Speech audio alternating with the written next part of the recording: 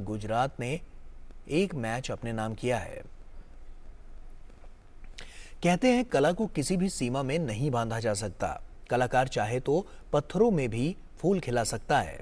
कुछ ऐसा ही जादू करती है प्रस्तर कलाकार अनीता दुबे, जो अपने स्पर्श से पत्थरों को आवाज दे रही हैं।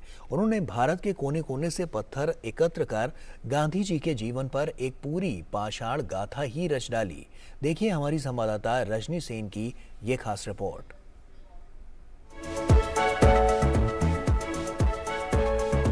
प्रकृति की वह निर्जीव वस्तु जिसे किसी ने राह का रोड़ा कहा तो किसी ने किसी और पर फेंकने के लिए इसका इस्तेमाल किया। लेकिन कुछ कलाकार ऐसे हैं जो अपनी मेहनत, लगन और हुनर से इन पत्थरों में भी जान डाल देते हैं। प्रस्तर कलाकार अनीता दुबे को पत्थरों से इतना प्यार हुआ कि उन्होंने इससे जीवन की कहानी ही कहना शुरू कर दिया। हाल ही में विश्व संग्रहालय दिवस के अवसर पर अनीता दुबे की महात्मा गांधी जी के जीवन पर प्रस्तर प्रदर्शनी का शुभारंभ दिल्ली के गांधी संग्रहालय में हुआ। इस प्रदर्शनी में गांधी जी की जीवन यात्रा से जुड़ी हर कहानी को इन पत्थरों के माध्यम से दिखाया गया। गांधी जी का बचपन हो, कस्तूरबा गांधी जी से उनका विवाह, दक्षिण अफ्रीका में उन्हें ट्रेन से उतारे जाने का दृश्य, आजादी के संघर्ष में उनका योगदान, रविंद्रनाथ टैगोर से मिलना हो या फिर आम जनों के साथ उनकी मुलाकात के दृश्य, उनके जीवन से जुड़ी हर घटना का अनीता ने इन पत्थरों के माध्यम से बेहद दिलचस्प वर्णन किया। मेरे साथ हैं अनीता दुबे जी, जो पत्थरों से खेलती हैं और उनमें जान डाल देती हैं। अनीता जी, डीडी न्यूज़ पर आपका बहुत बहुत स्वागत है। आपकी ये प्रदर्शनी जो पत्थरों के माध्यम से आपने गांधी जी की यात्रा दर्शाने की कोशिश की है, इसका विचार आपको कब और कैसे आया?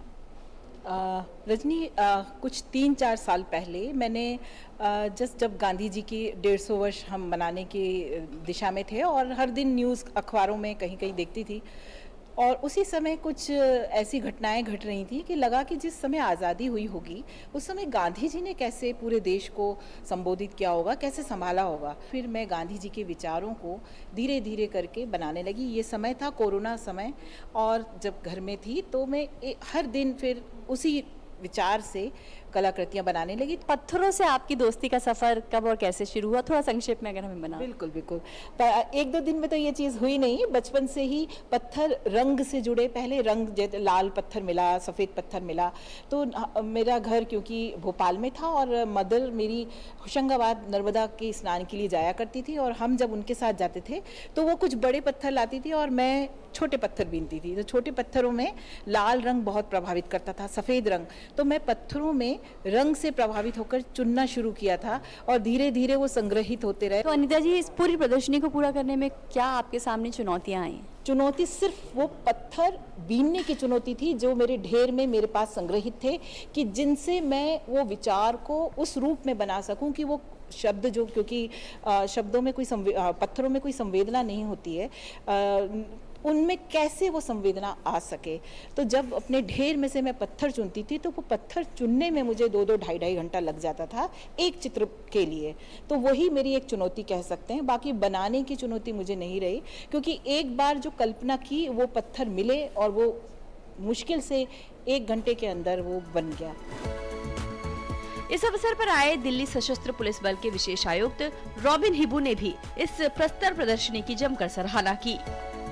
आज देख के मुझे बहुत ही ताजुब, क्या कहते हैं ना, एक डिसबिलीव।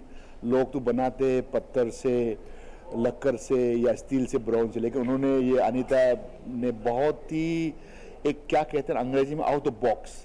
कौन सोचा था कि छोटे छोटे पत्थर से बापू का बनाएगा। एक नायाब प्रदर्शनी आप इसे कह सकते हैं, जो कि गांधी जी के संदेश को एक अलग ही तरीके से दिखा रही है। खास बात यह है कि इस प्रस्तर प्रदर्शनी को अनीता ने सालों की मेहनत के बाद पूरा किया, और इसके लिए देश के कोने कोने से पत्थर इकट्ठे किए। इसमें उन्हें काफी दिक्कतें भी आईं, उनका स्वास्थ्य भी खराब हुआ, पर उन्होंने हिम्मत नहीं हारी और इस प्रदर्शनी को कला प्रेमियों के बीच लेकर आई। इस प्रदर्शनी के अलावा भी वे पत्थरों से जीवन से जुड़ी हर कहानी बड़े दिलचस्प ढंग से कहती रही हैं। प्रकृति से जुड़ी बात हो, किसी महान हस्ती का जन्मदिन या कोई विशेष दिवस, हर कहानी में उनके पत्थर नायक नायिकाएं बनकर सामने आते हैं। एक पत्थर की भी तकदीर संवर सकती है, शर्त ये है कि करीने से संवारे कोई।